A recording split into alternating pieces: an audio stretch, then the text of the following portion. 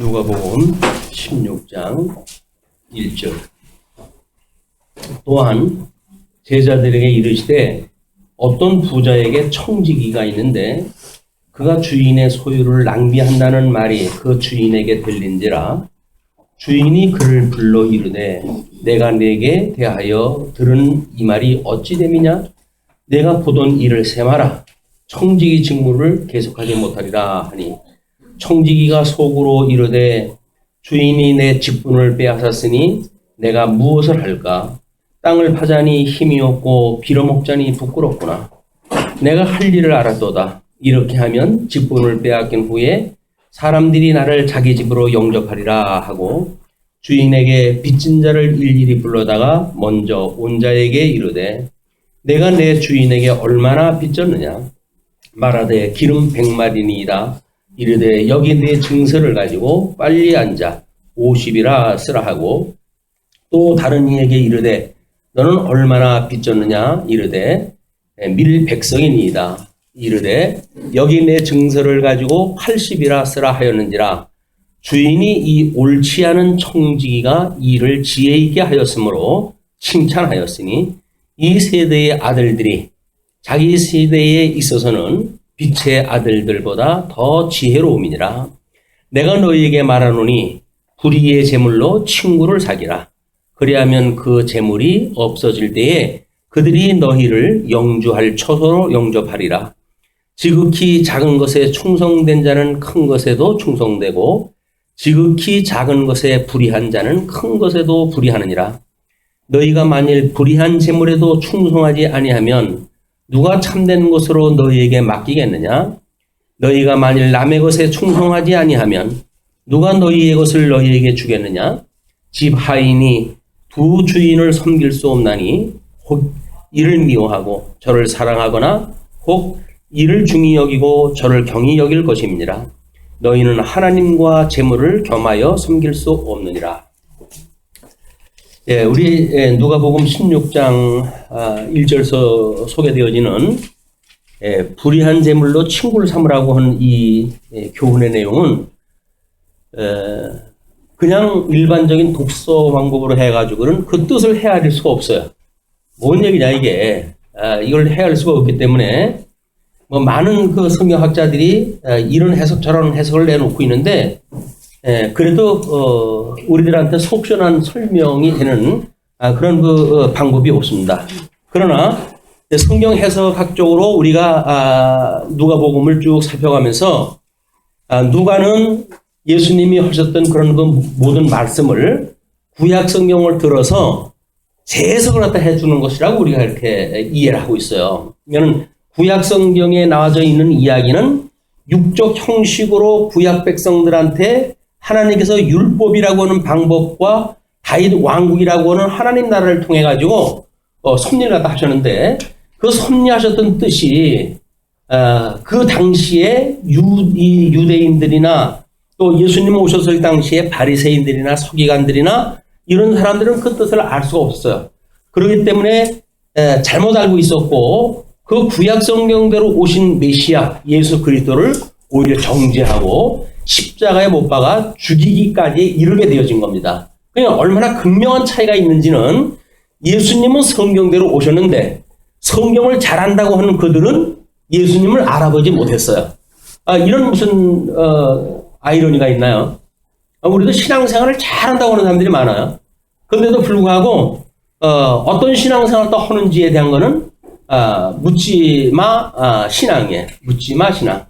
그래가지고 이웃 사람들을 보고 우리는 보통 신앙생활도 하게 됩니다. 뭐 어떤 사람은 그런 이야기도 했어요. 잘 믿는 성도 한 사람은 성경을 통해서 하나님을 배운다.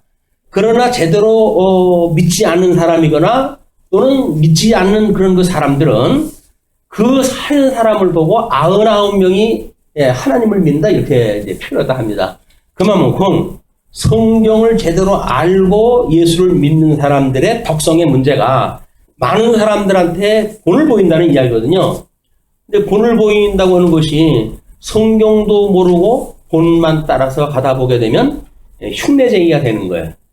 뭐 왜 그런지도 모르고 교회 갔더니 그렇게 하는 거래 라니까 그냥 그렇게 한단 말이에요. 일반 우리 종교 행위라고 우리가 이렇게 규정을 했습니다. 종교 행위라고 하는 그 이야기는 하나님의 뜻이 무엇인지 모르고 그냥 이웃 사람들이 믿는 양태를 우리가 그대로 따라가지고 믿는 거예요. 그래서 왜 그렇게 믿어요?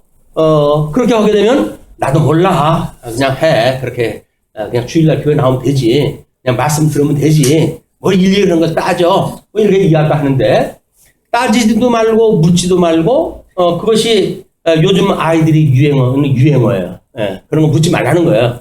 그냥 느낌 오는 대로 생각되는 대로 그렇게 하면 되지. 그럼 뭐 따지고 그렇게 이야기하느냐. 그런데 성경이 좀 하나님의 영광을 계시하신 거 아닙니까? 그럼 하나님이 어떠한 분인가는 성경을 통해서 계시가 되는데 정작 그 하나님을 믿는다고 하면서도 성경을 우리가 멀리 한다면 우리는 그 하나님 알기를 일찌감치 포기한 거예요. 이 16장의 내용을 통해 가지고도 우리가 정말 예수님은 어떠한 이런 교훈을 드시는데 어떠한 이유로 이런 교훈을 들으셨는가를 구약 성경에서 그거를 빼내와야 돼요. 원리가 뭔지를 거기서 우리가 찾아와야 돼요. 그래야 구약 성경의 그 이야기가 이 얘기였구나 이걸 알게 되어진단 말이에요. 구약 성경과 상관없는 불의한 청지기의 이야기를 듣게 되면 말이 안 되는 이야기가 돼요. 나쁜 일을 갖다 했는데도 불구하고 칭찬을 갖다 하는 문제라든가 또는 불의한 재물로 친구를 사기한다든가 그리고 너의 것을 누가 너에게 주겠느냐 이런 그 이야기는 도대체 뭔 얘기야 이게. 국문법적으로 이거는 해결이 안 되는 이야기예요. 중경신학적인 그런 그 방법만 가지고는 안 되고 이거를 나름대로 우리가 통섭적인 개념을 가지고 구약 성경과 신약 성경 그리고 그동안 있었던 역사적 배경과 그리고 신학적으로 어떻게 우리가 교리적으로 알고 있는가에 대한 이런 통합적인 생각을 가지고 이제 문장을 읽어 나가야 돼요. 그러니까 집중을 하지 않으면 또 여기 앉아 있으셔도 집중 안 하게 되면 앉아 있으나 말아요. 그냥 시간은 그냥 지나가는 대로 또 갔다가 예배 끝나면 점심이나 드시고 또 가시고 이렇게 되면 아무런 의미가 없습니다. 그러니까는 이제 16장하고 17장이 좀 까다로워요. 그래서 제가 고민해가지고 이 연구를 갖다 한 거니까 함께 기쁨을 누렸으면 좋겠습니다. 자, 먼저 15장에 설명되어졌을 때 그 청중의 대상, 예수님의 이 교훈을 갖다 하는 대상이 모든 세리와 죄인들이 말씀을 들으러 예수님한테 나왔어요. 1차 대상이에요. 그 사람들이. 거기에는 예수님이 당신의 제자들도 함께 있기 때문에 제자들이 제일 앞장서야 될 또는 이 교훈의 직접 대상자들이에요. 다른 사람들은 얼치기로 들어도 상관없다. 너희들은 이것이 지금 무슨 일을 내가 이야기하는지 잘 보고 배우고 그래서 이걸 가지고 내가 구약의 성경대로 언약대로 온 메시아인 줄 너희들은 믿는 거야 라고 하는 걸 설명하기 때문에 그래서 15장 1절에 2차적인 대상이죠. 그러면 예수님 제자들이 1차적인 대상이고 여기에 모든 세리와 죄인들은 2차 대상이에요. 그런데 그 대상들을 보고는 바리새인과 서기관들이 수군거려 가지고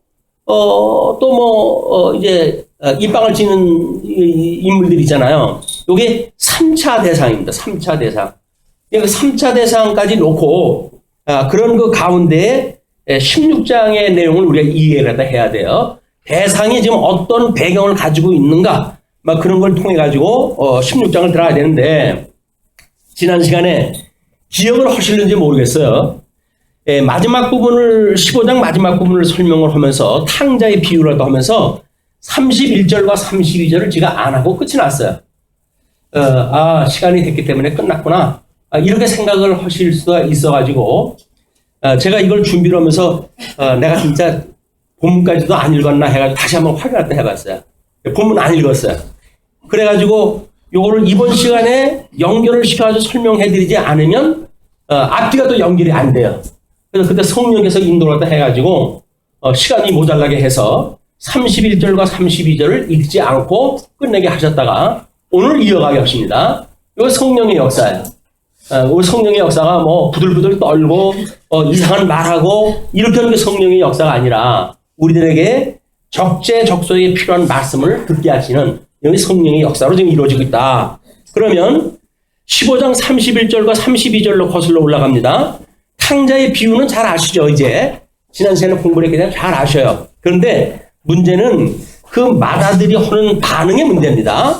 뭐냐면 작은 아들을 위해 가지고는 재산도 탕진하고 작은 아들을 위해 가지고는 살진 송아지를 잡고 잔치를 갖다 보이고 아버지 앞에 충성하고 여지껏 미움을 갖다 어김이 없는 나에게는 나의 벗을 위해 가지고 염소새끼 한 마리 잡아준 적이 있냐 이런 불만을 갖다 하면서 이제 그 아버지한테 불만을 했던 장면이 30절까지 소개가 되어진 거거든요. 근데 아버지가 지금 들어오지 않는 아들을 맞이하러 나갔기 때문에 그 아들한테 하는 이야기예요. 아버지가 이르되 너는 항상 나와 함께 있으니 내 것이 다 내 것이로되 이 내 동생은 죽었다가 살아났으며 내가 잃었다가 얻었기로 우리가 즐거워하고 기뻐하는 것이 마땅하다 하니라.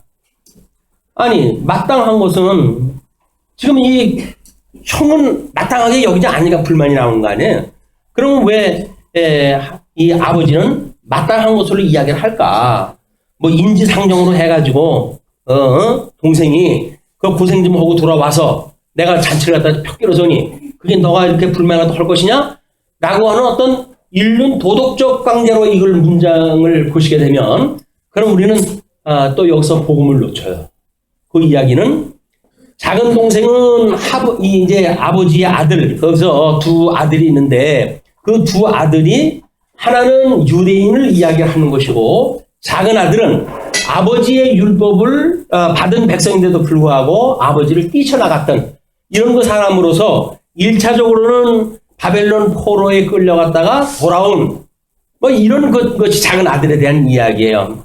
뿐만 아니라 이것은 조금 더 그 역사적인 범위를 확대하게 되면 우리 아브라함의 열조에게 언약을 갖다 하셨는데 그래서 이삭은 하나님께서 언약의 자손으로 삼으시고 이스마엘은 하나님께서 다른 구두라의 그 딸들과 첩의 아들들과 함께 요단 동편으로 보내버리셨어요. 그렇기 때문에 언약되어진 백성들, 이 말씀을 지킬 수 있는 백성들은 이삭의 자녀들만 되어져 있는데 그 이삭도 쌍태를 잉태했을 때에 거기에 이제 야곱과 에서라고 하는 두 쌍둥이라잖아요. 그런데 배 안에 있을 때서부터 싸움이 벌어졌어요. 형제간에 싸움이 벌어졌어요. 그래서 그걸 설명하다 해주시기를 큰 자가 작은 자를 섬기게 하시려고 하는 하나님의 섭니다. 이렇게 우리가 역사서를 통해서 공부를 하다 했어요. 그러니까 여기서 큰 자와 작은 자의 개념은 그런 것으로 우리가 또 이해를 한다 해야 돼요. 더 범위를 확대하다 보게 되면 물론 더 확대하게 되면 궁극적으로 우리 노아의 이후에 이제 세 함의 아들과 또 야벳의 아들과 또는 셈의 아들과 함의 아들 이 세 아들에게 언약을 하셨는데 셈의 아들에게만 하나님께서 이제 이 야곱의 창대한 민족이 거하게 되어진다고 약속을 했잖아요. 그러니까 셈의 민족의 구원 문제만 한 것이 아니라 그 안에 그 거하게 되어질 백성까지 포함된 개념이에요. 그런 범위를 보게 되면 전 인류적인 거라면 전 인류적인 것. 역사적으로는 전 인류적인데 그걸 성경 앞으로 더 거슬러 올라가게 되면 아담에게는 가인과 아벨이라고 하는 아들이 있었잖아요. 그걸 통해 가지고 실체적으로 하나님의 택자와 불택자에 대한 관계를 잘 설명을 했어요. 어떤 거는 가인이 형이에요. 그리고 아벨은 작은 형이에요. 아우예요. 그 형과 아우에 대한 문제를 모형적으로 이렇게 설명을 한 거예요.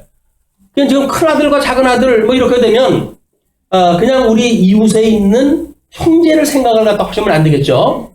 작게는 예루살렘의 유다의 유수로부터 회복되어진 사람들, 또 하나는 더 거슬러 올라가가지고 이스라엘 맏아들이었던 요셉의 아들들과 또는 넷째 아들인 야곱을 통해 가지고 하나님께서 유다를 통해 가지고 왕국을 이어가게 하시잖아요. 그 형제 중에도 큰아들과 작은아들의 관계가 있는데 큰아들보다는 작은아들을 통해 가지고 손이라도 해가신단 말이에요.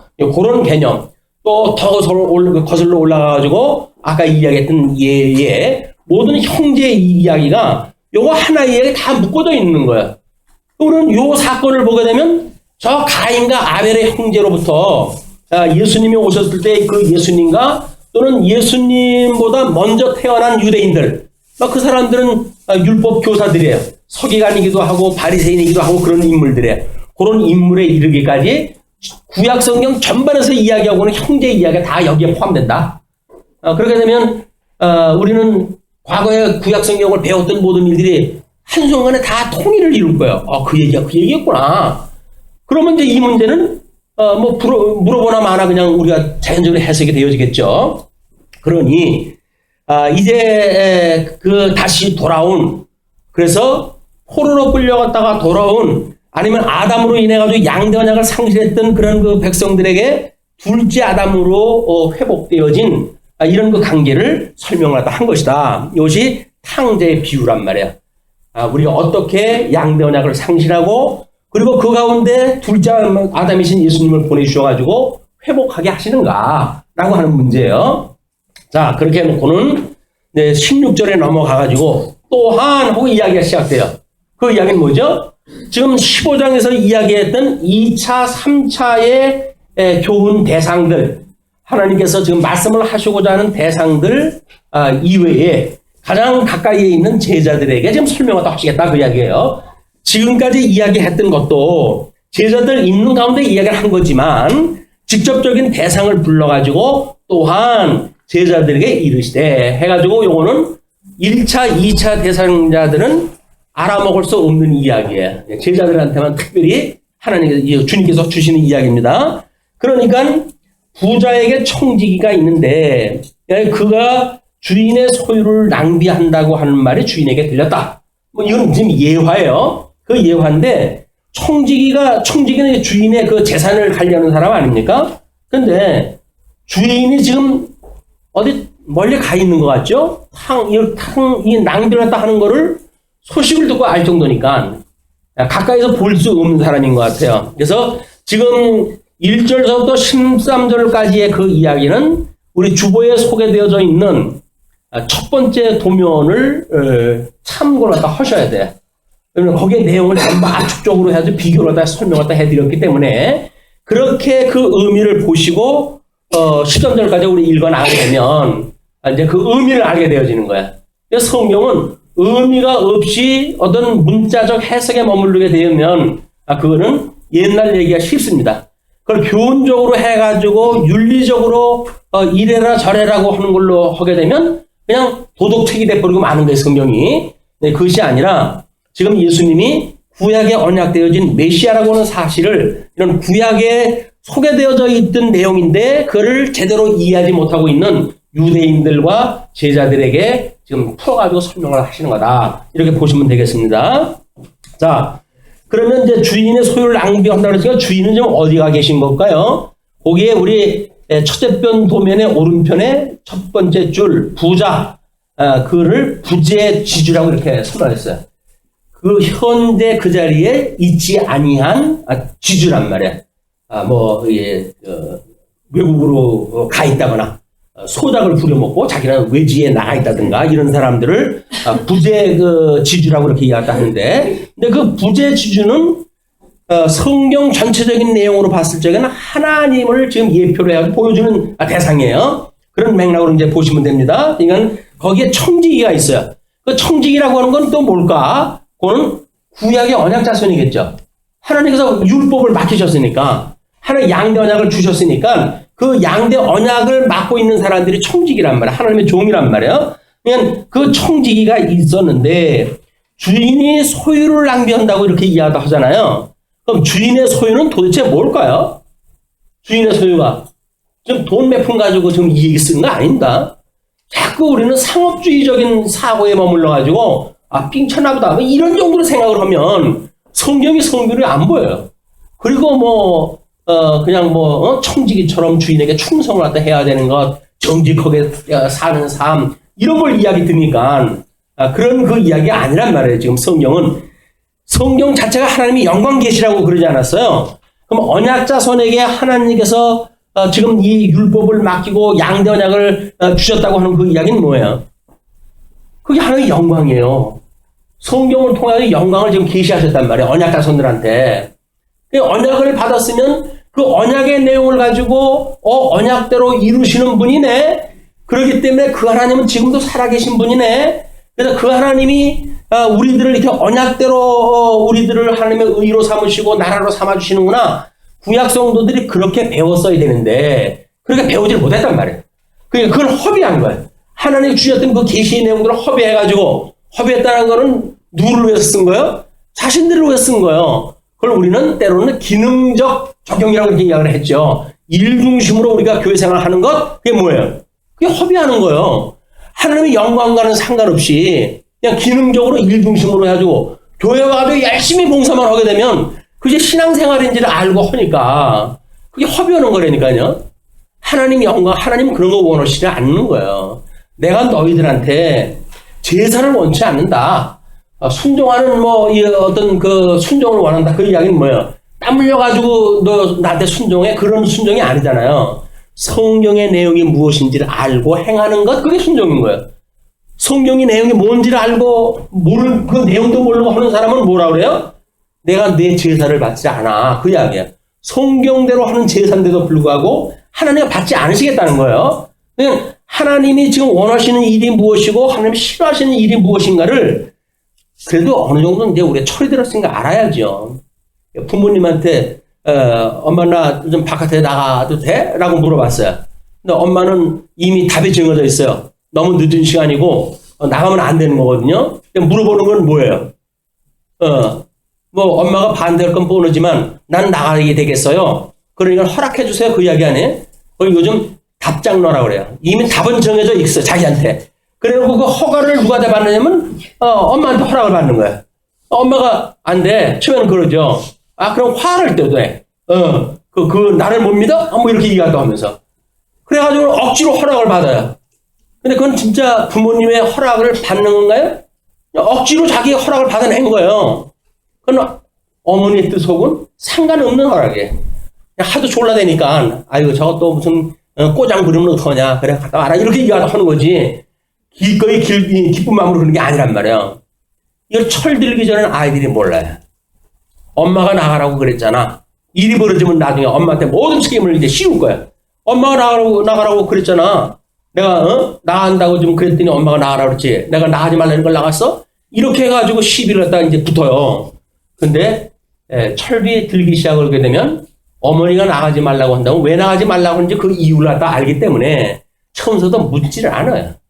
왜? 엄마 뜻을 이미 알고 있는데 뭘 물어? 나갈 일 있으면 다음에 나가면 되지. 머리가 장성을 갖다 했고 이미 파악이 되어지게 되면 무슨 일정을 조정으로 하면 돼. 자기 일정인데 자기가 조정으로 하면 될 거 아니야. 이 시간 늦어도 안 되겠구나. 다음 시간에 조정해야 되겠구나. 자기가 일했다 하면 되지. 그걸 엄마한테 왜 허락을 받아? 그건 지가 편하자고 하는 거야. 우리도 끊임없이 하나님 앞에 기도를 했다 해. 근데 기도를 가지고 응답을 받아요. 요즘 응답받는 사람이 얼마나 많은지 몰라요. 왜? 성경이 제대로 공부되어지는 세상이 아니잖아요. 기독교에서. 근데 하나님이 정말 계신가는 알 수가 없어요. 하나님이 계시다고 하는 게 믿어졌으면 좋겠는데 근데 알 수가 없으니까 심리적인 현상이 일어나는데 사람들이 따라다니는 거예요. 그럼 또 목사님은 딱 이제 가가지고 목사님 이렇게 되는데 어떤 것이 하나님의 뜻인가요? 그래요. 잠시 기도해 보겠습니다. 기도하십시다. 기도했다 하시는 건 하나님의 뜻이 그게 아니랍니다. 하지 마십시오. 이렇게 얘기하다 한단 말이에요. 그럼 하나님의 말씀이라고 하니까는 목사 말을 들으면서 그게 하나님의 말씀이라고 착각을 하다 해놓고는 나는 하나님 앞에 순종해. 이런 어거지를 쓰는 거예요. 그건 누구 편하자고 하는 거예요? 자기 편하자고 그러는 거예요. 목사한테 왜 물어봐요? 하나님의 뜻을 모른다고요? 하나님의 뜻을 모르면 성경을 공부를 하다 해야 뜻을 알지. 그래 놓고는 목사님한테 물어보고 목사님이 허락을 했잖아요. 그때 좀 말려주시지. 안 말려줘가지고 집안에 이 사단이 나는데 그래서 모든 것만 목사한테 또 돌리는 거야. 그러니까 책임을 다른 사람한테 돌리기 위해서 우리는 물어요. 어떤 알고 싶어서 묻는 사람들이 없다니까요. 진리가 궁금해서 묻는 사람들이 없어요. 지금 이런 가운데 지금 성경 요 한 구절 한 구절을 우리가 진리를 궁구하는 마음으로 봐야 되겠다 그 이야기예요. 자, 그러면 양대 언약을 하나님께 주셨던 그 영광 계신데 그를 소비했던 이제 백성들이 있었잖아요. 그러니까 탕진했다고 하는 그 이야기는 양대 언약을 상실했다고 하는 그 이야기죠. 그거를 기능적 이해다. 거기다 또 뭐 재물 중심의 이제 그런 내용으로 소개를 해드렸어요.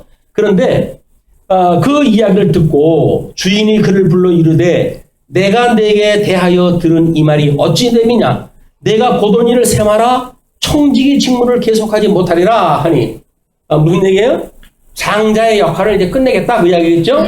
율법을 가지고 있는 유대인들이라고 한다면 너희의 시대를 끝을 내겠다 그 얘기겠죠? 예수님이 오신 시대하고 지금 맞물려져 있는 겁니다.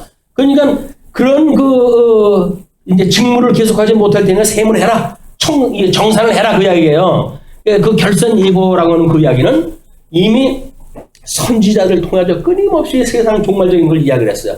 이렇게 했을 때 너희들은 이제 포로로 끌려갔고 마지막 거기서 너희들이 하나님 앞에 돌아오는 자들만 하나님의 백성이 되어지고 또 하나님은 너희의 백성이 될 것이야. 예언이 되어져 있던 거 아니겠어요? 그냥 그 선지자의 예언들이 전부 이 결산에 대한 이야기야. 이 선지자, 우리 이사야서로부터 해가지고 말라기 성경까지, 4대 대선지서 또는 12소선지서 다 포함해가지고 내용이 뭡니까? 결국은 너희들은 불순종으로 망했다는 거 아닙니까? 그럼 너희들이 그 망했던 그것이 그 언약의 내용처럼 다시 한 언약이 남았는데 너희들이 돌아오게 되면 마음을 다하고 뜻을 다하여 너희들이 돌아오게 되면 나는 너희의 하나님이 되어지고 너희는 나의 백성이 될 것이야. 이 약속이 되어져 있던 거란 말이에요. 그 약속되어진 것이 지금 주인이 상기시키는 거예요. 그거를. 그렇게 하니까 청지기가 속으로 이르되 주인이 내 직분을 빼앗았으니 내가 무엇을 할까? 땅을 파자니 힘이 없고 빌어먹자니 부끄럽구나. 체면은 알아가지고. 그러니까는 청지기가 고민하다 하는 거예요. 네, 그러면서 무릎을 탁 칩니다. 내가 할 일을 알았도다. 이렇게 하면 직분을 빼앗긴 후에 사람들이 나를 자기 집으로 영접하리라 하고 선지자의 말을 기억을 하고 무릎을 치고 돌아올 수 있는 사람들은 복에 참여하는 사람들이에요. 복에 참여하는 사람들. 그러니까 주인에게 빚진 자를 일일이 풀어다가 먼저 온 자에게 이르되 내가 내 주인에게 얼마를 빚졌느냐? 그 전까지는 어떻게 했다고요? 탕진을 갖다 했으니까 탕진의 두 가지로 보는 그 사례가 있어요. 하나는 주인이 이때 당시에 이자를 받거나 그러지 못하게끔 그냥 재물을 가져오게끔 했는데 이 청지기는 주인 모르게 삥을 친 거야. 그래가지고는 이자를 받았어요. 이자를 받았기 때문에 그 사람이 지금 빚진 양이 얼마인지 자기도 몰라요. 왜? 이자가 거기 합산되어져 있기 때문에. 그래가지고 나중에 정산할 때 했을 때 얼마느냐? 네가 얼마를 빌렸느냐? 라고 물어보는 이유가 그거다. 이렇게 이야기하는 사람도 있습니다. 그러니까 일일이 풀어다 물어보는 거야. 장부를 정리를 했다 했을 적에 전부 있었겠죠. 거기에. 근데 그거를 물어보는 걸로 보아가지고는 뭔가 자기가 분별할 수 없는 그렇게 어떤 정산 처리가 되어져 있는 것 같아요. 그렇게 이야기를 하니까 또 그죠? 말하되 기름 100마리이다 이르되 여기 내 증서를 가지고 빨리 앉아 50이라 쓰라 하고. 자, 우리는 양대언약이라고 하는 하나님께서 열조에게 주셨던 언약을 양대언약이라고 부르겠어요. 이 양대언약은 복과 나라라고 이렇게 얘기했습니다. 이 복과 나라라고 하는 양대언약을 또 했는데 이들이 이거를 상실을 갖다 하고 상실하고 들어간 데가 어디예요? 애굽에서 400년 동안이나 종노릇을 갖다 하는 것이 이걸 상실하고 있었던 상태란 말이에요. 안식도 잊어버리고 남의 밥 먹으면서 시킨 대로 일하고 이랬던 그 시절이거든요. 여기서 하나님께서 이들을 출애굽을 갖다 시키셨단 말이에요. 이 애굽에서 출애굽을 갖다 시켰다고 하는 사건이야말로 이제 여기서 정산을 다 할 거다 이렇게 이제 이야기를 한 거 아니에요. 그러니까 이제 6절에도 똑같이 말하되 기름 100마리나 이르되 여기 내 증서를 가지고 빨리 앉아 50이라 쓰고 또 다른 얘기에 이르되 너는 얼마나 빚졌느냐 이르되 밀 100석이니다 이르되 여기 내 증서를 가지고 80이라 쓰라 하였는지라. 이렇게 하셔서 하나님께서 율법을 줬어요. 신의 산에 나와서 이제 율법을 받았어요. 이 율법을 가지고 하나님께서 선민 국가를 이제 이렇게 통치를 갖다 해가시고, 그리고, 우리 예수님이 이제 이 땅에 오신 거 아닙니까? 근데 이들이 율법을 통해가지고 이 하나님 나라를 살아가면서, 이 율법에 대한 이야기, 복과 나라에 대한 어떤 그런 언약의 내용이 어떻게 왜곡이 되어졌을까요? 여기 예수님이 왔을 때 유대인들이 가지고 있던 율법관, 네, 이 율법관이에요. 그렇겠죠? 율법이라고 하는 건 뭡니까? 법안의 법. 법으로 해가지고 정죄를 갖다 하는 일에 있는 거예요. 그래가지고는 우리 여기서는 하나님께서 이 상실했던 그들의 이 복을 하나님께서 출애굽을 시켜가지고 회복시킨다고 하는 그 의미죠. 또 이거는 하나님 나라가 창건되어지고 궁극되어지고 유수되어지고 회복되어진다고 하는 우리 역사사의 내용은 하나님께서 이렇게 창건했던 나라까지도 다시 바벨론의 포로로 끌려가게 하시고 그럼에도 불구하고 회복시켜 주신다고 하는 것이 과거 선지자들의 예언 내용이라고 이 이야기를 했단 말이에요. 그러면 회복되어진다고 하는 그 이야기는 율법을 우리가 스스로 지켜서 회복되어진다는 이야기가 아니라 하나님의 이 의, 이것이 우리는 이제 말씀이고 예수 그리스도라고 이야기를 하지 않습니까? 복음에는 하나님의 의가 나타나서 이렇게 이야기를 해요.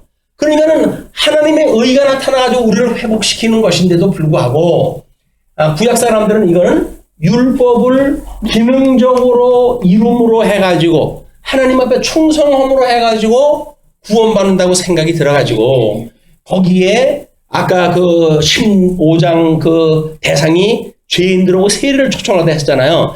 그 사람들을 정죄하는 데 이른단 말이에요. 이게 기능적인 그 기능이 정죄를 갖다 시키는 거야.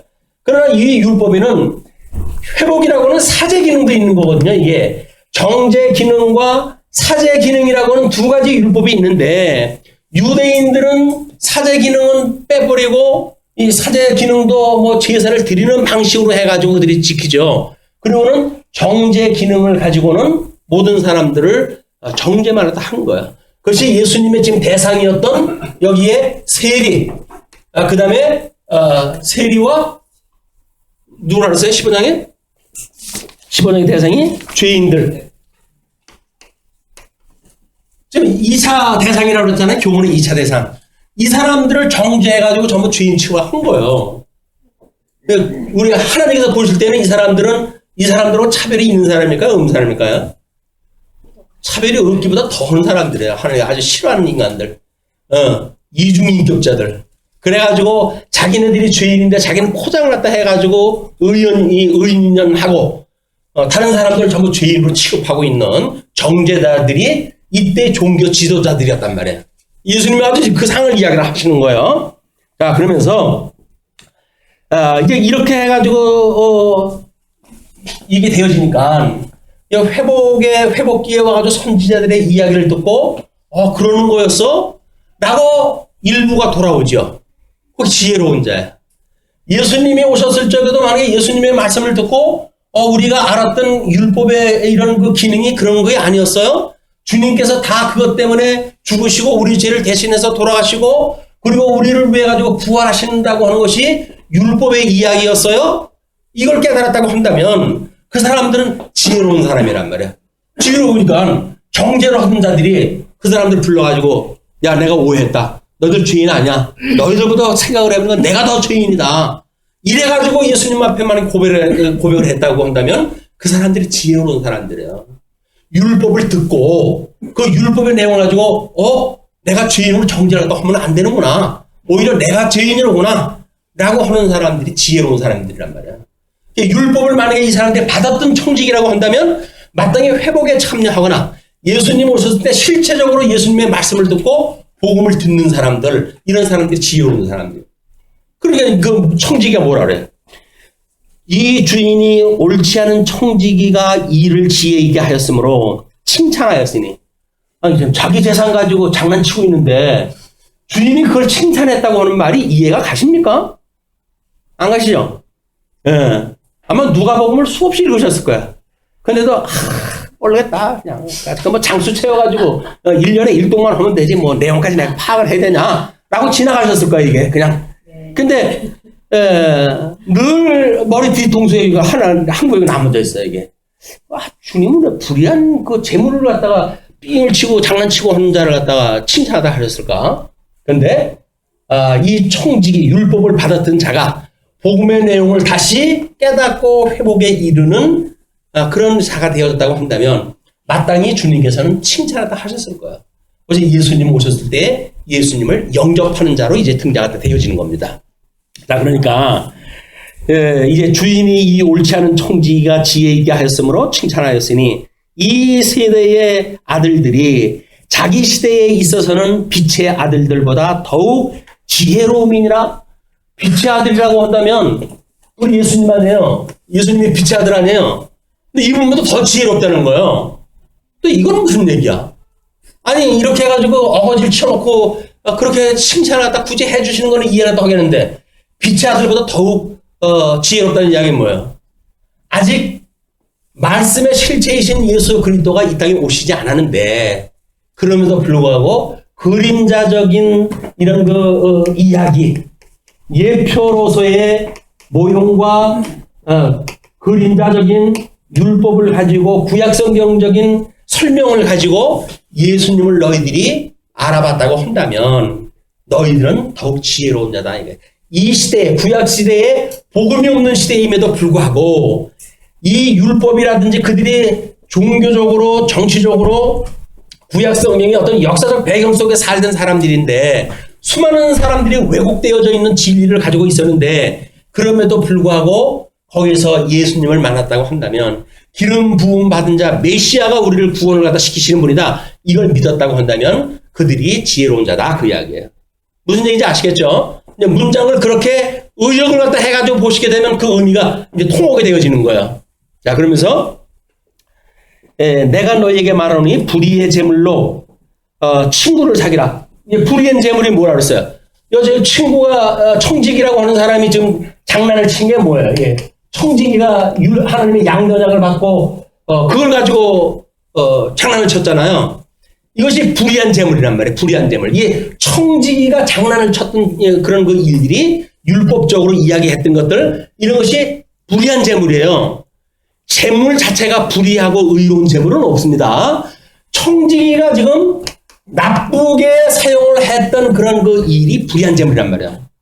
이 불의한 제물을 가지고 이렇게 탕감을 갖다 해주듯이 너희도 이걸 가지고 친구를 사귀도록 해라. 그 친구가 누구예요? 예수님이에요. 네. 구약성경에 너희들이 그래 기능적으로 율법적으로 다른 사람을 정죄하는 내용으로 만약에 구약성경을 이해했다고 한다면 잘못되어진 거니까 이 불의한 청지기처럼 회개하고 다른 사람들의 죄를 탕감하고 막 이렇게 하면서 우리 예수님께로 인도를 갖다 하는 청지기 친구가 되라. 예수님과 친구가 되라. 그런 그 이야기입니다. 자, 거기까지도 이제 그러면 연결되어진 이야기니까 제대로 이해를 하실 거예요. 그러면서 그리하면 그 재물이 없어질 때에 재물이 없어지는 재물입니다. 그럼 예수님이 오셨을 때 이 불의한 재물은 없어진다고 그랬어요.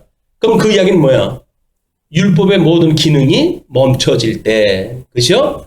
그리고 예수님으로 인해 가지고 새 언약이 시작이 되어지고 새 계명이 시작되어져 이제는 그냥 옛 계명을 가지고 이 옛 율법을 가지고 그리고 모든 사람들을 정죄했던 모든 구약 성도들의 어떤 삶, 예수님 오셨을 때 유대인들의 전형적인 서기관들과 바리새인들과 사두개파와 뭐 이런 그 사람들이 가지고 있던 모든 율법관, 성경관 이런 것들 왜곡되어졌다고 하는 걸 예수님이 고발하는 거예요. 너희들이 알고 있는 성경을 잘못 오해하고 있는 거야 라고 하는 걸 이제 예수님이 고발한단 말이에요. 너희들이 심지어 어떻게 오해를 하는지 알아? 이렇게 주인의 재물을 갖다 탕진하는 나쁜 청지기와 같은 자였어 너희들이. 그러나 거기서 몇 명은 그걸 회복하고 돌아오는 자가 있으니 그는 복 있는 자고 지혜로운 자다. 그런 거 이야기를 하시는 겁니다. 그러면서 그 재물이 없어질 때에 그들이 너희를 영주할 처소로 영접하리라. 이걸 갖다 했을 때 이분이 영원한 천국으로 이제 하나님께서 나중에 심판한다고 하시잖아요. 영원한 생명의 세계와 영원한 사망의 세계로 심판한다 해요. 이거 100% 심판이라고 그렇게 했어요. 백보자 심판을 통해 가지고 영원한 생명과 영원한 사망으로 예수님의 심판하다 하실 터인데 우리를 영원한 생명에 살도록 인도하다 하신다 그 이야기야. 이분을 믿으면 이분을 너희들이 사귀게 되면 그 이야기예요. 그러니까 이분을 사귀어야 되는데 너희들 영주할 처소로 영접을 할 것인데 지극히 작은 것에 충성한 자는 큰 것에도 충성되고 여기에 있으되 그림자적으로 모형적으로 소꿉장난 같은 이야기인데도 불구하고 그거를 하나님의 뜻대로 알았다고 한다면 하나님께서 지극히 큰 것에서 충성이 되어지고 작은 것에 불의한 자는 큰 것에도 불의한다. 그냥 이렇게 너희들이 구약 성경을 예표적으로 보여준 거고 방대한 내용으로 되어져 있기 때문에 때로는 뭐 인간인데 그렇게 할 수 있는 거 아니에요? 우리가 기복 정신을 가지고 뭐 한다고 해가지고 그게 흠은 아니잖아요? 라고 말하는 자는 본질적으로 예수님이 오셨을 때 영접하지 않은 자가 되버리고 만다 그 이야기예요. 여기서 우리가 복음을 만나야 구약 성경을 통해 가지고 예수를 만나야 역사적으로서는 예수님이 이분이야말로 구약 성경에 언약되어졌던 메시아군요. 이걸 우리가 고백을 또 할 텐데 그렇지 않으면 너희들은 엉터리 믿는 거야. 엉터리 믿는 거는 이 큰 것을 믿을 수가 없어. 그런 그 이야기를 하는 거죠. 그러면서 너희가 만일 불의한 재물에도 충성하지 아니하면 이렇게 율법적으로 예표적으로 모형적으로 그림자적으로 주었던 그 율법에도 너희들이 충성하지 아니하면 누가 참된 것으로 너희에게 맡기겠느냐? 거기까지는 그래도 뭐 이해가 가요. 맞아.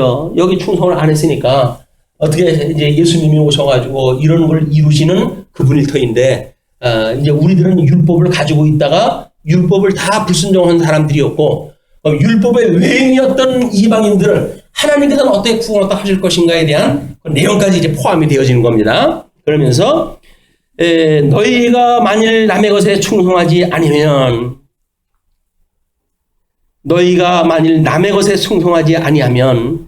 누가 너희의 것을 너희에게 주겠느냐? 아까 문제 제기를 다 했어요. 너희의 것은 뭐예요 그러면? 너희의 것을 너희에게 주느냐고 물어봤으니 너희의 것을 알아야 될 거 아니겠어요? 너희의 것이 뭐예요? 불의한 청지기가 받았던 재물이겠죠. 그래서 성도들은 예수님한테 물어요. 예수님, 우리들한테도 기도를 가르쳐 주세요. 그 표에 뭐라고 그랬어요? 거기에 너희의 것이라고 했을 때 오늘 11장 4절 말씀을 소개를 해드렸잖아요. 11장 4절의 내용이 뭐예요? 주님이 가르친 기도의 내용이에요. 그게 너희 하나님의 뜻이니까 그 기도의 내용대로 너희들이 그걸 지금 구하고 살았지? 그러면 너희의 것이 그걸 텐데 바라보는 것들의 실상이니까 기도는 지금 하나님의 언약을 지금 기도하는 내용 아니겠어요? 그럼 너희들이 하나님의 뜻을 알고 그 기도를 해왔다고 한다면 그 기도의 내용이야말로 너희들이 늘 오매불망 사모하는 내용이었었고 그였을 거란 말이야. 그걸 누가 너희한테 주겠냐 그 이야기예요. 그걸 부정한다고 하면 그걸 너희한테 누가 주겠느냐 그 이야기예요. 예수 그리스도를 믿어야 우리들이 우리가 의와 나라를 구하라고 하셨던 주님께서 우리가 우리에게 죄인을 사하는 것처럼 우리 죄를 사하시고 우리를 시험에 들게 하지 아니하시고 우리를 악에서 구원해달라고 했던 그 기도를 오늘도 내일도 육신의 상만 벗어버릴 때까지 주님께서 들어주시는 기도의 내용인데 그걸 너희한테 누가 주겠느냐 그 이야기예요. 이제 아시겠죠? 네. 너희가 만일 남의 것에 충성하지 아니하면 이렇게 아버지의 뜻대로 율법을 제대로 이해하지 못하게 되면 누가 너희의 것을 너희에게 주겠느냐? 집 하인이 두 주인을 섬길 수 없나니 또 뭐 문장하고 어울리지가 않아요. 이야기가 앞에 이야기하고 또 뭔 얘기야? 배랑 가는 거죠. 집 하인이 두 주인을 섬길 수 없나니 혹 이를 미워하고 저를 사랑하거나 혹 이를 중히 여기고 저를 경히 여길 것임이니라. 너희는 하나님과 재물을 겸하여 섬길 수 없느니라. 불의한 청지기가 지금 섬겼던 것이 뭐였어요? 재물이었어요. 재물. 그런데 이거를 마치 성경을 오해해가지고 이 사람들은 하나님을 경외하는 걸로 오해를 다 했잖아요. 이걸 겸하여 섬길 수가 없단 말이에요. 기능적인 걸 가지고 율법적으로 이 세상의 것에다가 비추어가지고 하나님을 경외한다든지 그런 걸로 사기치지 마라 그 이야기예요. 네? 우리는 어떤 거에 더 관심을 가지고 있어요? 하나님의 관심이 있어요? 아니면 불의한 재물에 관심이 있습니까? 불의한 재물에 관심이 있다니까요. 그리고 우리가 친구들한테 뭐라 그래요? 야, 예수 믿으면 모든 데 다 용서됐어. 괜찮아. 뭐 죄를 진다고 뭐 어떠냐? 라고 만약에 우리가 탕감을 하다 해줬다고 칩시다. 그 친구들의 탕감을 하다 해줬어요. 그렇다고 한다면 우리 예수 그리스도를 소개해주는 걸로 해가지고 돼야 되는데 내가 용서를 다 해버렸네. 야, 뭐 예수 믿고 다 그럼 예수님이 다 죄 용서해준 건데 괜찮아. 그 정도 죄 진다고 해가지고 뭐 우리가 지옥 가냐? 라는 걸로 해가지고 우리가 탕감을 해버리게 되면 우리는 친구인 예수님을 소개해가지고 이분으로부터 탕감을 받게끔 해야 되는데 내가 용서를 다 해야 되는 거 아니야? 괜찮아. 야, 그 정도. 다 문화가 다 그러고 사는데 뭐 어떡하냐? 다 그러고 사는 거지. 라고 말하는 그 이야기는 작은 것에 충성하지 않는 거예요. 여전히. 자기의 이 어떤 자기의 유익을 빼가지고 써먹는단 말이에요. 불의의 재물을 가지고. 이렇게 해서 하나님을 경외하지 않은 일로 되어진데 우리는 하나님과 재물을 겸하여 섬길 수가 없는 거예요. 여기서 뭔가 이 율법적인 걸 가지고 우리 예수님을 하나님을 섬기는 그런 방식으로 안 된다. 그러면서 이야기가 이렇게 되어집니다.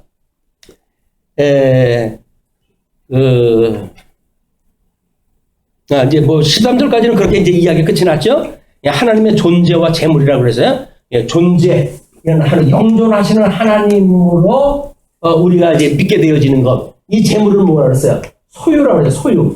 소유라고 하는 건 육신의 장막을 벗어버리게 되면 아무런 소유가 우리한테 의미가 없는 거예요. 그렇죠? 우리는 하나님으로 말미암아 죽었던 우리들이 다시 살아났을 때 우리는 영원한 생명을 얻었고 이렇게 얘기해요. 영원한 생명을 얻었고 우리가 예수 그리스도로 말미암아 영원한 생명에 이르렀고 영원한 생명을 얻었으면 우리는 영원한 생명 얻은 것이 우리들의 기쁨이고 행복이란 말이에요. 지난 시간의 결론이 바로 이거였습니다. 우리들은 영원한 생명을 얻은 것, 그것이 우리의 절대 가치인 거예요. 상대적으로 이것이 많으냐 적으냐에 따라서 이것이 손상을 입지 않는다니까요. 나는 하나님이 열심히 뭐 섬기려고 그러는데 돈이 없어가지고 못 섬기겠어요 라고 하는 거짓말이에요. 형편이 안 돼, 시간이 없어요. 다 거짓말이에요. 뭐예요, 한마디로? 하나님 믿어지지 않아요. 그 이야기예요. 근데 그 이야기를 우리는 돌려 해가지고 이쪽 이야기로 하죠. 돈이 없고 형편이 없고 시간이 없고 제가 뭐 그렇습니다. 하나님 그렇지만 제 마음을 아시죠? 알긴 뭘 알아요. 시커먼 마음을 하나님께서. 우리들이 치장을 하다 우리를 갖다 치장을 하다 하는 거야. 죄를 갖다 우리가 용서를 갖다 해주고.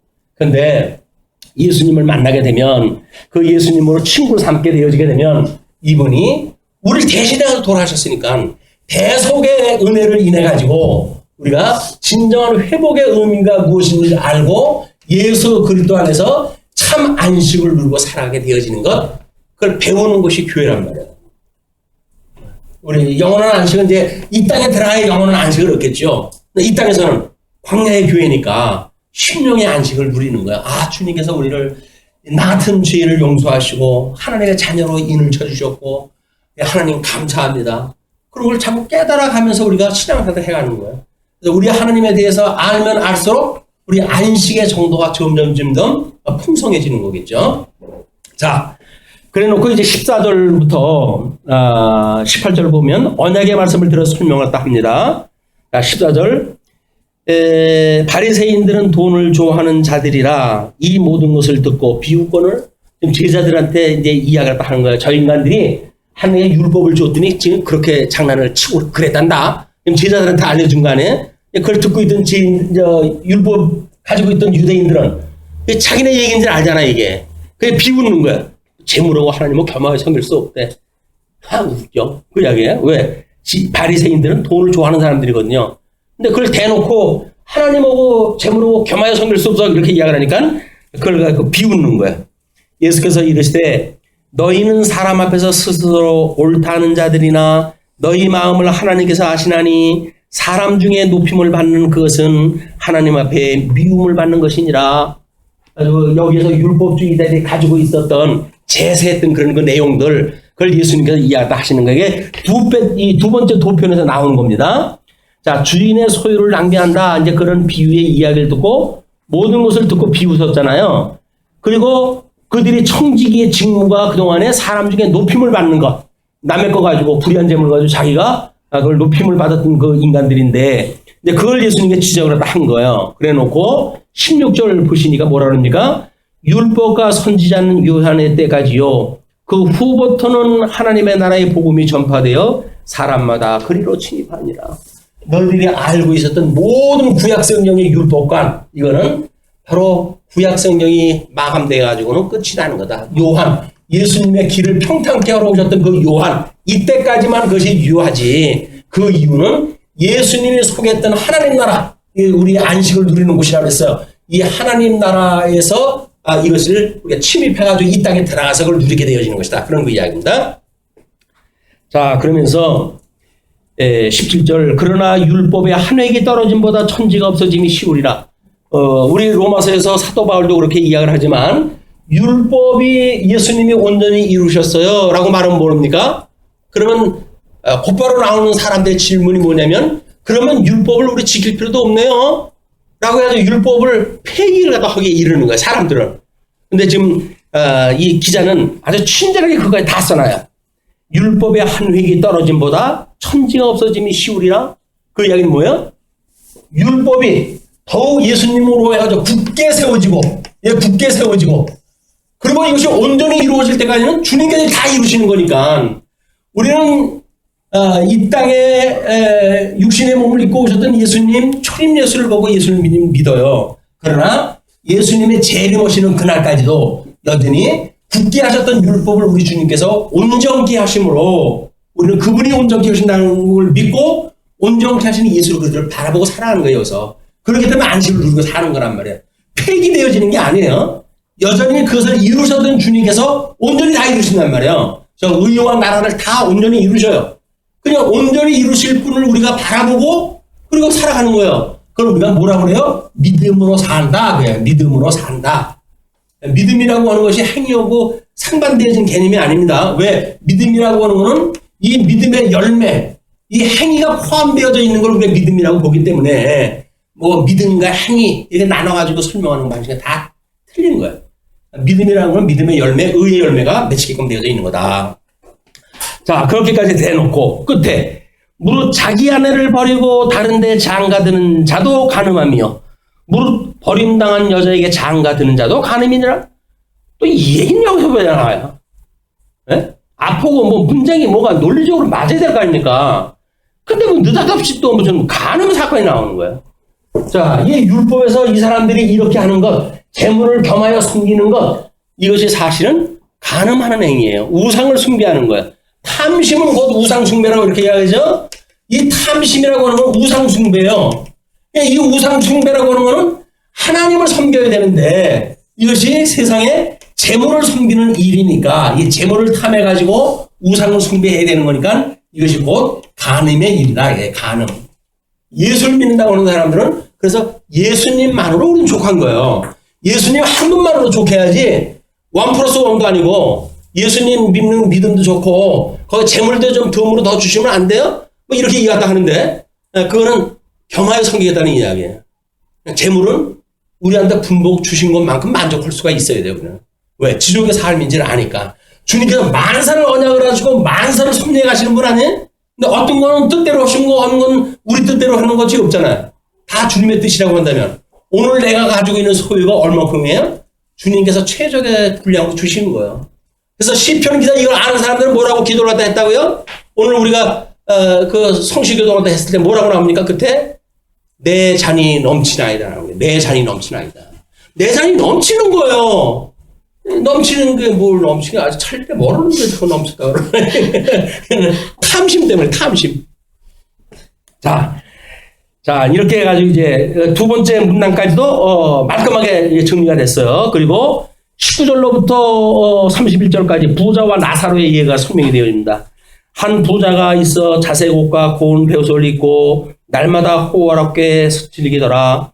그런데 나사로라 이름하는 한 거지가 헌데 투성이로 그의 대문 앞에 버려진 채 그 부자의 상에서 떨어지는 것을 배불리려 하며 심지어 개들이 와서 그 헌데를 핥더라. 그림이 그려지시죠?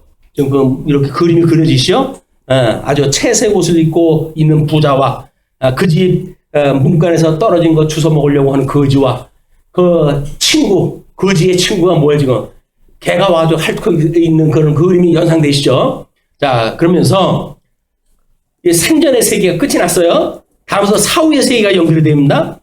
이에 그 거지가 죽어 천사에게 받들려 아브라함의 품에 들어가고 부자도 죽어 장사되매 그가 음부에서 고통 중에 눈을 들어 멀리 아브라함과 그의 품에 있는 나사로를 보고 불러 이르되 아버지 아브라함이여 나를 긍휼히 여기사 나사로로 보내어 그 손가락 끝에 물을 찍어 내 혀를 서늘하게 하소서 내가 이 불꽃 가운데서 괴로워하나이다. 상황이 얼마나 고통의 삶인지 아시겠죠? 지금 이 부자가 가 있는 곳에 물론 이제 이거는 영원한 그런 그 생명의 세계고 이거를 가기 전까지 논리적으로 해가지고 이걸 음부 이걸 낙원 이렇게 해가지고 보통 신학자들이 이제 분류를 갖다 하는 거예요. 왜? 우리가 여기까지 가 있으면 백보다 심판하다 할 때 다시 와야 되잖아요. 근데 이런 논리를 이제 이 심판을 갖다 해가지고 여기까지 가는 거는 시간세계성의 설명 방식인데 지금 영원한 생명에 영원한 사망에 들어간 거는 이 영원한 설명 방식 아니에요. 이 영원한 설명 방식과 시간 세계 속의 설명 방식을 우리가 같이 논할 수가 없는 거야. 설명시킬 수가 없는 거야. 그러니까 논리적으로 해가지고는 음부와 낙원이라고 하는 상태를 만들어 놓고 우리가 지금 죽으면 일리 들어간다는 거예요. 그리고 영원히 이제 마지막 종말이 오게 되면 그럼 우리는 영원한 생명과 영원한 사망으로 가지고 심판을 받고 글리 들어간다는 거야. 그럼 논리적으로 맞죠? 신학적 논리를 구해가지고 이렇게 설정을 다 해놓은 거예요. 그러니까 영원한 입장에서 보게 되면 죽으면 천국과 지옥으로 바로 갈리는 거예요. 그래야 우리가 요단강 건너가 만나리 해가지고 보내드리죠. 며칠 후 요단강 건너가 만나리 해가지고 기쁨으로 보내드릴 수가 있는 것 아니에요. 아니면 이제 가면 언제 오나 어이 세상 사람들이 고코는 거예요 이게. 근데 우리는 기꺼이 보내드리죠. 왜? 나도 거기에 갈 것이고 하나님이 약속하는 그 영원한 하나님 나라고. 이거 피할 곳입니까 이게? 우리 기도해야 될 곳 아니에요 여기가. 빨리 가게 해주세요. 빨리 하기는 100세의 시대 빨리요. 이렇게 이야기를 하게 되면 우리는 고통의 시기 안에 있는 이 고통을 감지를 못하고 있는 거예요. 지금 여기서 이제 그걸 표면적으로 보여줍니다. 불러 이르되 아버지 아브라함이여 이제 이거는 지금 이 열조에게 받았던 그 양전약입니다. 열조에게 받았던 열조의 그 아비가 뭐예요? 이 아브라함 아니에요. 이 아브라함한테 지금 기도를 하는 거예요. 아버지 아브라함이여 나를 긍휼히 여기사 나사로를 보내어 그 손가락 끝에 물을 찍어 내 혀를 서늘하게 하소서. 얼마나 고통스러우면 손가락으로 해가지고 찬물 하나 찍어가지고 혀를 갖다 이 혀에다 지금 서늘하게 해주세요. 날 정도의 그 고통이 얼마나 큰 고통입니까? 감지 못하실 거예요. 이런 발언을 하게 되면 또 성폭력이라고 이렇게 갖다 하시고 이제 그러는데 요즘 왜냐면 여자분들한테 군대 갔다 오지 않아서 말을 하지 마세요. 뭐 이런 얘기를 남자들이 혼내는 거 아니에요? 직장에서. 그게 성차별이라는 이야기예요. 맞아요. 왜냐면 남자들만이 경험했던 세상이 때 그래요. 보통 이제 6주 훈련이 끝나게 되면 단동부장으로 해가지고 구보가 시작이 돼요. 뜨거운 태양 밑에 구보를 또 하면 다들 죽습니다. 그러면 수건 하나 이거 수건을 짜면 땀이 물처럼 나와요. 그럼 그걸 가지고 어떻게 하는지 아십니까? 그 밑에는 이제 논들도 있고 그러잖아요. 훈련장 근처니까. 논 속에 들어가지고 물을 적셔가지고 그걸 짜먹으면서 가요. 짜먹으면서. 논에 있는 물이에요. 그걸 수건에다 뭉쳐가지고 그걸 짜면서 뛴다고요. 누가? 훈련병들이. 그런 거 경험 못 하셨죠? 저는 경험을 다 했어요. 그러니까 목이 말라가지고 서늘하게 해달라고 하는 그 감각이 뭔지가 다 안단 말이에요. 남자들은 제일 듣기 싫은 얘기, 군대 얘기인데. 강론사까지 강론 얘기를 해가지고 기 뺀다고 그렇게 할 수 있을래나 모르겠지만, 나중에 그 이야기예요. 손가락 끝에 물을 찍어가지고 내 혀를 서늘하게 하소서 내가 이 불꽃 가운데서 괴로워하나이다. 우리가 죄를 짓고 가는 곳이 지옥인데 지옥의 상태예요. 근데 우리는 하나님께서 그런 지옥의 상태에 있게 하지 않고 예수 그리스도로 말미암아 저 영원한 천국에 우리를 살게 하실 테니까요. 실제 상황이 이거에 대한 실질적인 상황. 근데 우리가 여기서 잠깐 뭐 배고프다고, 여기서 시간 없다고, 여기서 다른 사람한테 의심여긴다고 해가지고 기가 죽습니까? 아닌 거예요. 왜? 우리는 이미 저 천국 백성이니까.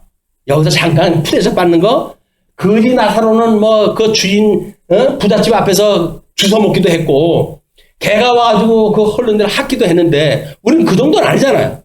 그러고 살면, 잔이 넘치고 남지. 뭐 잔이 모자라요? 잔이 모자라요? 잔이 넘치는 삶이에요, 우리 삶이. 자, 그러면서, 그렇게 이야기를 하니까 아브라함이 이르되, 너는 살았을 때 좋은 것을 받았고, 나사로는 고난을 받았으니 이것을 기약하라. 이는 이제 그는 여기서 위로를 받고, 너는 괴로움을 받느니라. 너는 여기 살 때, 네 좋은 대로 살았잖아. 그랬으면 됐지. 뭘 어떡하라고 이제 와가지고. 그런 거 이야기예요. 그뿐 아니라, 너희와 우리 사이에, 지금 아브라함이 나사로가 함께 있는 겁니다. 그러니까 너희와 우리 사이에 큰 구렁텅이가 놓여 있어. 여기서 너희에게 건너가고자 하되 갈 수 없고, 거기서 우리에게 건너올 수도 없게 하였느니라. 그걸 뭐라 그랬어요, 우리가? 천지를 나누셨을 때, 윗물과 아랫물로 궁창을 나누시잖아요. 그래가지고 결국은 아랫물 세 개를 가지고 이 계시의 역사를 거기다 보여주시다가 이건 다 불러태가지고 없애버리고, 그리고 윗물 세 개가 뭐예요? 천지를 만들었던 윗물 아닙니까? 그게 천지를 만들었을 지의 윗물. 그것이 우리가 영원히 살 이 천국이라니까요. 나머지 거는 불타는 곳에 있는 거예요. 이게 불타는 곳에. 지옥이에요, 거기가. 근데 여기서 너희가 그렇게 좋다고 그러고 살았잖아. 그럼 좋은 대로 살아. 그 이야기예요. 뭐, 이유 있으십니까?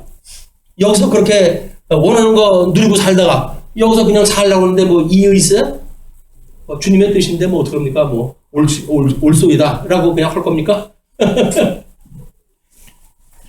자, 그래 놓고서, 27절 이르되 그러면 아버지여, 구하노니 나사로를 내 아버지의 집에 보내소서. 내 형제 다섯이 있으니 그들에게 증언하게 하여 그들로 이 고통 받는 것에 오지 않게 하소서. 아브라함이 이르되 그들에게 모세와 선지자들이 있으니 그들에게 들을지니라. 구약성경 가지고 그들이 다 이걸 알게 돼 있어. 오실 예수님에 대하여, 오시게 되면 이루어질 하나님의 의와 나라에 대하여 이미 구약성경이 다 암약되어져 있어. 이걸 통해서 너도 배우고 배우면 되었지. 뭘 내가 가지고 또 뭐 살아오는 사람한테 이야기하라고 그래. 그런 그 이야기에. 그랬더니 이르되 그렇지 아니하느니라. 아버지 아브라함이여, 만일 죽은 자에게서 그들에게 가는 자가 있으면 회개하리이다. 이런 성경 구절 때문에 지금도 죽었다가 살아났다고 하는 사람들에게 간증 들으려고 구름대처럼 사람들이 몰려다니는 거예요. 죽었다 살아나는 일이 없어요. 죽으면 영원히 죽는 거예요. 근데 그거를 갖다가 그거 가지고 사기치고 돌아다니고 그래 뭐 천도한다고 얘기하다 하는데 그런 거 아니에요. 이르되 모세와 선지자들에게 듣지 아니하면, 구약에 계시되어진 그 내용을 너희들이 믿지 아니하면 비록 죽은 자 가운데서 살아나는 자가 있을지라도 고난을 받지 아니하리라 하였다 하시니라. 지금도 죽었다 살아나는 사람들이 간증할 적에도 웃겨. 그러면서 듣지 않는 사람도 있어요 또. 잘못되어진 거지만 그거조차도 믿지 않는 그 인생들이 있다니까요. 근데 도대체 하나님이 우리가 뭐간데 우리를 불러내셔가지고 이도 올라온 구약성경의 복음을 가지고 예수를 그리스도로 믿게 하시고 성경대로 오신 그 예수님을 믿음으로 말미암아서 주님의 몸된 교회의 안식을 누리며 그분을 찬양하며 기쁘고 즐겁고 항상 쉬지 않고 기도하며 살아가게 하시느냐 말이에요. 이게 거저 주시는 은혜 아닙니까? 만사가 은혜의 선물로 주셔서 은혜의 선물. 만사가 은혜의 선물이에요. 우리들한테 좋은 것만 선물이 아니에요. 좀 어렵게 되어진 상황들 다 은혜의 선물이에요. 돌아보면 이래서 이 길을 걷게 하셨구나. 그리고 우리는 은혜를 깨닫게 되어질 거예요. 그렇지 않으면 예수 믿다가 괜히 내가 이러려고 예수 믿었나? 그래가지고 누구처럼 그런 얘기하고 그러면 안 돼. 괴리가 밑은대는 동 이런 거 아니에요. 우리는 이 예수님으로 말미암아 영생을 얻었고 하나님 나라의 백성으로 정말 이 너무나 아름다운 세계를 끊임없이 바라보고 소망 중에 살아가게 되어지는 행복한 백성이다. 예.